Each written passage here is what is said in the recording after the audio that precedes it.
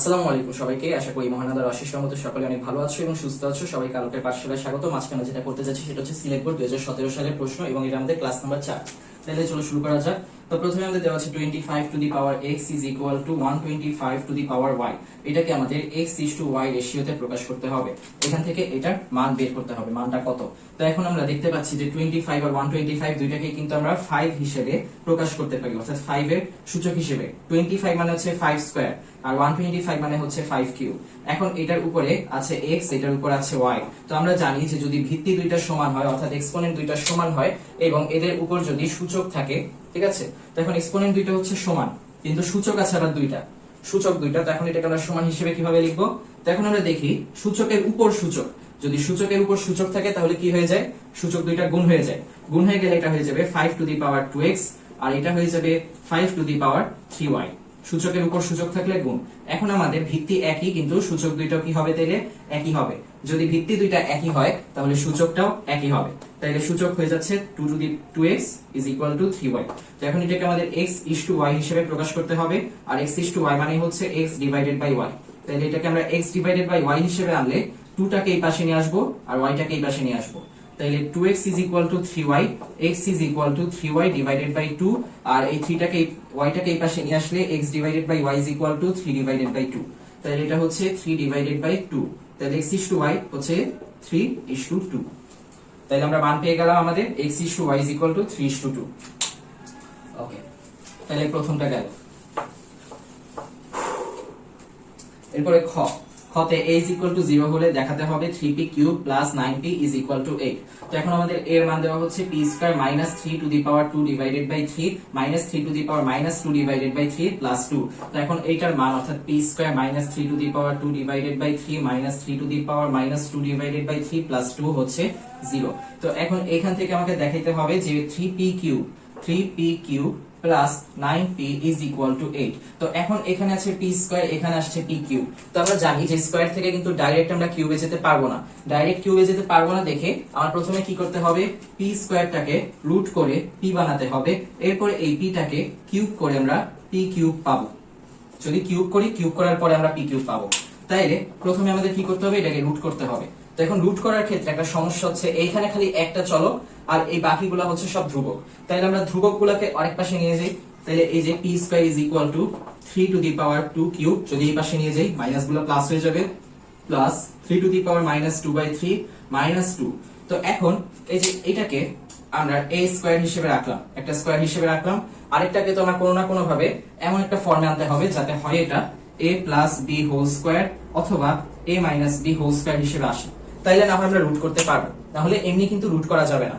তাই এটা একটা মাইনাস 2 আছে। তো এখান থেকে আমরা বলতে পারি যে a square plus b square minus 2ab এরকম কোনো কিছু আনা যায় নাকি? তো আমরা দেখি এটা আনা যায় নাকি। আনা যায় নাকি এটা দেখার ক্ষেত্রে আমাদের প্রথমে দেখতে হবে এখানে উপরে 2 আছে। তো এটাকে আমি এভাবে লিখতে পারি না 3 টু দি পাওয়ার 1/3 স্কয়ার, কারণ আমরা জানি যে সূচকের উপর সূচক মানে গুণ, আর 1/3 আর 2 যদি গুণ করি তাহলে 2/3 আসে। আর আমাদের এখানে কিন্তু এই 2/3টাই আছে। তাহলে 1/3 আর 2 যদি গুণ করি, এই সূচকের উপর সূচক রাখি, তাহলে এটাই আসবে। তাই আমি এটাকে ভেঙে এইভাবে লিখতে পারি, কোনো সমস্যা নেই। তাহলে এভাবে লিখি, এরপরে প্লাস এটাকে আমরা একইভাবে লিখতে পারবো। 3 to the power minus 2 by ছিল, এটাকে মাইনাস 1/3 লিখি। মাইনাস 2/3 কে মাইনাস 1/3 হিসেবে লিখলাম আর এই উপরের 2টাকে আমি গুণ আকারে লিখে দিলাম। এরপর মাইনাস 2 আছে। এখন মাইনাস 2টাকে আমরা কিন্তু আরেকভাবে লিখতে পারি। মজার একটা বিষয় সেটা হচ্ছে 3 to the power 1/3 times 3 to the power minus 1/3। অর্থাৎ এটা যদি a ধরি, এটা যদি b ধরি, তাহলে আমরা এটাকে মাইনাস 2ab হিসেবে লিখলাম। তো এখন এই a আর b গুণ করলে কত আসে? হুট করে কেন লিখলাম? কারণ এটা গুণ করলে দেখবা যে এটা 3 to the power 1/3 Times plus minus 1/3 এরকম আসবে। তো এখন এটা কেন আসলো? কারণ এটা হচ্ছে দুইটা আলাদা আলাদা বেস, ঠিক আছে? দুইটা একই বেস কিন্তু আলাদা আলাদা আছে। একই বেসকে আমরা একটা বেসে প্রকাশ করতে চাইলে এদের দুইটা সূচককে কি করতে হয়? সূচক দুইটা মাঝখানে যদি গুণ অবস্থায় থাকে তাহলে দুইটাকে প্লাস করে দিতে হয়, মাঝখানে যদি বিয়োগ অবস্থায় থাকে দুইটাকে ভাগ অবস্থায় থাকে দুইটাকে মাইনাস করে দিতে হয়, ঠিক আছে? তাহলে এইভাবে লিখতে পারলাম আমি। এইভাবে লিখলে 1/3 প্লাস মাইনাস 1/3 হচ্ছে 3 টু দি পাওয়ার 0 মানে 1। তার মানে এই পুরো ভ্যালুটাই, পুরো দুইটার মান কিন্তু আসলে গুণ করার পরে 1ই আসবে। তাহলে এটার সাথে 1 গুণ করে রাখা আর না রাখা দুটোই কিন্তু মানে একই জিনিস। তাহলে এটা দেওয়া না দেওয়া একই। কিন্তু আমরা দিলাম কেন? দিলে আমাদের সুবিধা হচ্ছে এটা a square plus b square minus 2ab এই সূত্রে ফেলা যায়। আর এই সূত্রে যদি ফেলি তাহলে এটাকে আমরা বলতে পারি p square is equal to 3 to the power 1/3 minus 3 to the power minus 1/3 whole square a minus b whole square. ঠিক আছে, তাহলে কিভাবে করলাম? 3 টু দি পাওয়ার 2/3 ছিল, ওইটাকে 1/3 whole square 3 to the power 1/3 square লিখতে পারি। ঠিক আছে, এটাকে ভেঙে এইভাবে লিখলাম, এরপর এটাকে ভেঙে এইভাবে লিখলাম, এরপর 2 টাইমস 1টাকে 2 টাইমস এটা গুণফল হিসেবে লিখলাম। গুণফল হিসেবে লিখলে দেখা যায় যে গুণ করার পর কিন্তু এই 1ই থাকে, তাই এটা এইভাবে লেখা না লেখা দুইটাই কিন্তু একই। তবে এটা লিখলে আমাদের সুবিধা হচ্ছে a square plus b square minus 2ab এই ফর্মে এনে a minus b whole square এই সূত্রে অ্যাপ্লাই করা যায়। তো এই সূত্রে অ্যাপ্লাই করার জন্য এইভাবে আনলাম। তারপরে p is equal to 3 to the power 1/3 minus 3 to the power minus 1/3 এভাবে লেখা যায়। তো এইভাবে লিখলে এটা হচ্ছে আমরা বর্গমূল করে বা রুট করে পাচ্ছি, বর্গমূল করার পর। তো এখন বর্গমূল করে এটা পাচ্ছি। তো এটা পাওয়ার পরে আমার যত কিউব চেয়েছে তাই কিউব করে দিব, p cube is equal to 3 to the power 1/3 minus 3 to the power minus 1/3 whole cube. এখন এটা হোল কিউব করলে কি আসে? এটা হোল কিউব করলে a cube minus b cube minus 3ab a minus b। ঠিক আছে, এই যে a কিউব, এই সূত্রটা এখানে লিখি, a cube minus b cube minus 3ab a minus b এই সূত্রটাই এখানে অ্যাপ্লাই করব। তো a এইটা b এইটা, তাহলে a কিউব হচ্ছে 3 to the power 1/3 whole cube minus b cube হচ্ছে 3 টু দি পাওয়ার মাইনাস 1/3 এইটার উপর কিউব, এরপর এটার সাথে মাইনাস 3 এই 3 to the power 1/3 times 3 to the power minus 1/3 3ab আর a মাইনাস b হচ্ছে 3 to the power 1/3 minus 3 to the power minus 1/3। তাহলে এখন এখানে মজার বিষয় হচ্ছে এই যে 1/3 আর 3 সূচকের উপর সূচক মানে হচ্ছে গুণ, তাহলে এই দুটো গুণ করলে আমরা কি পাবো? 1/3 আর 3 গুণ করলে 3 3 কাটা, তাইলে থাকে হচ্ছে 3 মাইনাস 3 টু দি পাওয়ার এই যে মাইনাস 1/3 আর 3 গুণ করলে থাকে হচ্ছে মাইনাস 1, এই যে 3 আর 3 কাটা, তাইলে মাইনাস 1 থাকে। তারপর মাইনাস 3 এই যে 1/3 আর মাইনাস 1/3। এখন এখানে এই যে আগের মতোই দুইটা একই বেস, কিন্তু এক্সপোনেন্ট দুইটা কি মাঝখানে গুণ অবস্থায় আছে। তাহলে একটা বেস হিসেবে লিখলে এই 3 দুইটা 3 কে আমি একটা 3 বানিয়ে দিলাম, বেস দুইটাকে একটা বানিয়ে দিলাম, তাইলে আমার এই সূচক দুইটা কি হয়ে যাবে? যোগ হয়ে যাবে, যেহেতু গুণ অবস্থায় আছে তাই যোগ হয়ে যাবে। তাহলে যোগ হইলে মাইনাস 1/3, তাহলে কি আসে? তাহলে আসে হচ্ছে 0 আসলে এটার মান কি হচ্ছে? 1 হয়ে যাচ্ছে। তাহলে 1, এটা 1 লিখতে পারি আমি 1, আর এটা 3 to the power 1/3 minus 3 to the power minus 1/3। এখন একটা মজার জিনিস হচ্ছে এই 3 to the power 1/3 minus 3 to the power minus 1/3 এটা কার মান? এটা হচ্ছে p মান। এই যে দেখি p মানটা 3 to the power 1/3 minus 3 to the power minus 1/3। এখন আমি এখানে p কেন আনবো? একটা প্রশ্ন জাগতে পারে, কারণ আমাকে প্রমাণ করতে বলছে 3p কিউব প্লাস 9p, এই যে এখানে সিঙ্গেল একটা p আছে, ওই সিঙ্গেল pটা আমি কোথা থেকে আনবো? এই জায়গা থেকে আনতে হবে আমাকে। ঠিক আছে, তাহলে এটা হচ্ছে 3 to the power 1/3 minus 3 minus 1/3, এই যে 3টাকে দেই নাই, 3টা বসাই দিলাম এখানে। তো এইটার জায়গায় আমি লিখতে পারি হচ্ছে p। ঠিক আছে, এটার মান যেহেতু p এর সমান, তাহলে 1 টাইমস p লিখতে পারি। তাহলে p cube is equal to 3 minus 3 to the power minus 1 কে আমরা লিখতে পারি 1/3, এই যে 3 ইনভার্স 1 এটাকে এভাবেও লেখা যায় মাইনাস 3p, এই যে 3 টাইমস 1 টাইমস p হচ্ছে মাইনাস 3p। আচ্ছা, তো এরপরে এটাকে এখান থেকে আবার কি আসা যায়?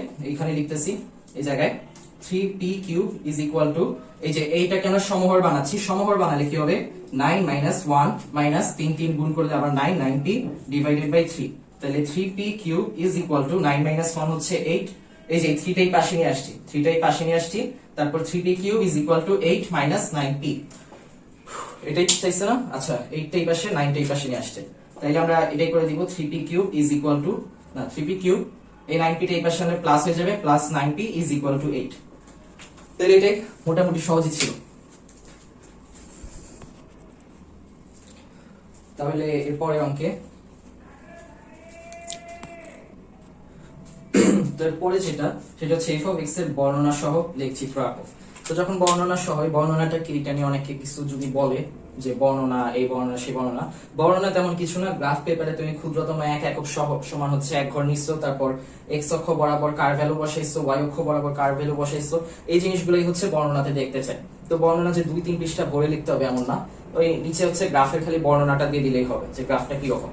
আচ্ছা, তাহলে এখন বর্ণনা সহ লেখচিত্র আঁকাটা হচ্ছে এখানে মেইন যে চ্যালেঞ্জ, এটা হচ্ছে লেখচিত্র আঁকা। তো এখন ক্যালকুলেটর যেহেতু আমাদের সবার কাছে আছে, ln 1 + x এর মানগুলো বসাই আমি ক্যালকুলেটরে পেয়ে যাব। তো প্রশ্নটা কি ছিল, এই যে এফ অফ এক্স এর ভ্যালু আমাকে দিয়ে দিছিল লোন 1 প্লাস এক্স। তো এখন আমার এখানে এক্স আছে কিন্তু ওয়াই এর ভ্যালু কি, এই লোন 1 প্লাস এক্স এর জন্য যে ভ্যালুটা আসবে এটাই হচ্ছে ওয়াই। এফ অফ এক্স হচ্ছে লোন 1 প্লাস এক্স ছিল, এই এফ অফ এক্স টাকে কিন্তু আমরা ওয়াই ধরি। তো এখন ওয়াই ধরার পরে এক্স এর যে ভ্যালুর জন্য ওয়াই এর যে ভ্যালু আসবে ওইগুলো আমাকে বের করতে হবে। এক্স এর ভ্যালু 0 দিলে ওয়াই এর ভ্যালু আসে 0, এক্স এর ভ্যালু 3 দিলে লোন 4 আসে, লোন 4 এর মান হচ্ছে 1.386। এরপরে এই এক্স এর ভ্যালু যদি 5 দেই তাহলে আমার 1 প্লাস 5 হচ্ছে 6, লোন 6 এর মান আসে হচ্ছে 1.792 এরকম কিছু একটা আসে। তারপর 1 প্লাস 8 হচ্ছে লোন 9, লোন 9 হইলে 2.197 এগুলো। আর লোন 1 প্লাস 11 এর মান আসে হচ্ছে লোন 12 মানে হচ্ছে 2.485। এগুলো সব ক্যালকুলেটরে যে কোনো ধরনের মান যেটা ইচ্ছে সেটাই নেওয়া যাবে, সমস্যা নেই। কিন্তু এক্স এর মানটা কি হতে হবে, 0 এর চেয়ে বড় হতে হবে অথবা 0 এর সমান হতে হবে। তাই 0 থেকে শুরু করে তার চেয়ে বড়ই যাচ্ছে, তার চেয়ে কমে যাওয়া যাবে না, তার চেয়ে কমে যাওয়া যাবে না। তো এখন 0 থেকে শুরু করার পরে যদি 0 হয় মান, তাইলে লোন 1 প্লাস 0 হচ্ছে লোন 1, আর লোন 1 এর মান তো আমরা সবাই জানি 0। তাই এখন আমি গ্রাফ পেপারে ভ্যালুগুলো বসাবো। এক্স অক্ষ বরাবর আমি এই যে এক্স এর ভ্যালুগুলো নিছি, আর ওয়াই অক্ষ বরাবর এই যে এটার যে রেজাল্ট পাওয়া যায়, এই যে এক্স এর যে ভ্যালুর জন্য এটার পুরো যে মানটা আসে ওই মানটা হচ্ছে ওয়াই। এই মানটা এই পুরাটার যে ভ্যালু আসে এক্স এর ভ্যালুর জন্য, এই এক্স এর ভ্যালুটা উপরে আর পুরাটার যে ভ্যালু আসে সেটা হচ্ছে এই নিচে। ঠিক আছে, তো এখন এক্স আর ওয়াই এই স্থানাঙ্কগুলো আমি গ্রাফ পেপারে বসাবো। তো এটা তো ভালো হয় না, গ্রাফে আঁকার সময় সুন্দর করার চেষ্টা করতে হবে।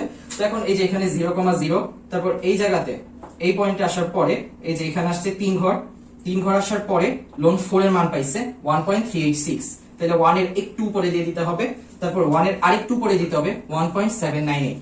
এটা হচ্ছে 5 ঘর যাওয়ার পরে এখানে এই পয়েন্টে 5 ঘর যাওয়ার উপরে এই যে এই পয়েন্টটা এটা হচ্ছে আরেকটু উপরে। ঠিক আছে, এইটা হচ্ছে আরেকটু উপরে হচ্ছে 2.197। তো এই যে আরেকটু উপরে 2.197, এটা হচ্ছে 8 ঘর গিয়ে 8 ঘর যাওয়ার পরে এই ভ্যালুটা পাওয়া গেছে, এই যে এই ভ্যালুটা। এরপরে এর চেয়ে আরেকটু উপরে হচ্ছে এই 11 ঘর যাওয়ার পর 2.485। তো এইভাবে অল্প অল্প অল্প করে বাড়তেছে। তো এইটাকে আমরা কিভাবে দেখাবো গ্রাফে, যদি স্কেল দিয়ে স্ট্রেট টেনে দেই তাহলে কিন্তু হবে না, একদম সোজা টানা যাবে না। এই সমস্ত গ্রাফের ক্ষেত্রে কি করতে হয়, এই হাত দিয়ে মুক্ত হস্তে আঁকতে হয়। মুক্ত হস্তে আঁকার সময় যে নিচ থেকে উপরে যাচ্ছে একটু বাঁকা করে দিতে হয়, একটু বাঁকা করে দিতে হয়। তো বাঁকা করে দিতে আমরা দেখবো যে এভাবে করে যাচ্ছে যাচ্ছে যাচ্ছে, একটু বাঁকা করে দিলাম, ওই বাঁকা করে দেওয়াটাই হচ্ছে ব্যাপার। তো এভাবে করে বাঁকা করে দিতে হচ্ছে। তাহলে আজ এই পর্যন্তই ছিল। তো এটাও কিন্তু এই যে লোনের ক্ষেত্রে লোন 1 প্লাস এক্স এরকম লেখচিত্র আঁকাটাও তেমন কোনো ব্যাপার না, ক্যালকুলেটরে খালি ভ্যালু বসাবো, যে ভ্যালু পাবো ওইটাই দিব, আর লেখচিত্রে একটু বর্ণনা দিব, এগুলোই হচ্ছে ব্যাপার। ঠিক আছে, তাহলে এটাও সহজই ছিল, সিলেট বোর্ড 17। তাহলে আশা করি তেমন একটা খারাপ হয়নি। তো সবাই ভালো থেকো, সুস্থ থেকো, আল্লাহ হাফেজ, আসসালামু আলাইকুম সবাইকে।